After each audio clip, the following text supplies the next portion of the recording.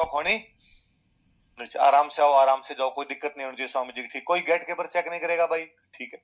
एक दिन राजा अपने महल के अंदर बैठे हुए थे। आगे हम पढ़ेंगे, जोधपुर में एक महल है, राई का बाग महल। कौन सा महल है? उस राई का बाग महल के अंदर राजा रुके हुए और अचानक गेट के ऊपर बेचारा भागा हुआ है। उसने कहा, महाराजा साहब स्वामी जी आ रहे हैं। कौन आ रहे हैं? गेट के ऊपर कहा हुआ था तेरे को तो रोकना है, नहीं आने देना। वो बेचारा राजा के पास भाग के उसने कहा स्वामी जी आ रहे हैं। राजा उस समय अपनी प्रेमिका के साथ बैठे हुए थे। राजा की गर्लफ्रेंड थी नन्ही जान। क्या नाम था? वो गर्लफ्रेंड, चुप रह रे मूर्ख। गर्लफ्रेंड आई हुई थी, उसका नाम क्या था? नन्ही जान।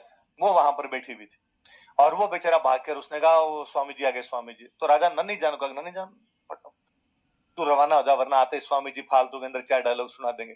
अब क्या, पहले महिलाएं पैदल नहीं आती थी, महिलाएं पालकी में बैठ के आती। किसमें बैठ के आती? पालकी के अंदर बैठ के आया करती।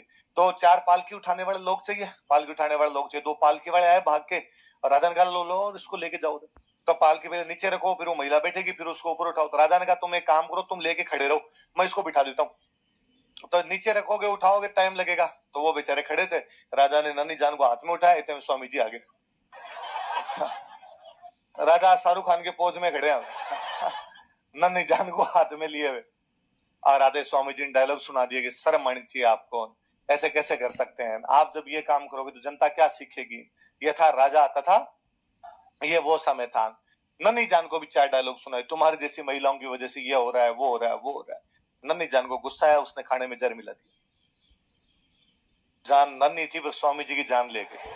ऐसा क्लेम किया जाता है कि उसने किया था। एग्जैक्टली उसने किया कि नहीं किया हमें कुछ भी नहीं पता, पर कहा जाता है कि उस दिन स्वामी जी ने खाना खाया, उसके बाद उनको उल्टियां होनी शुरू हो गई थी।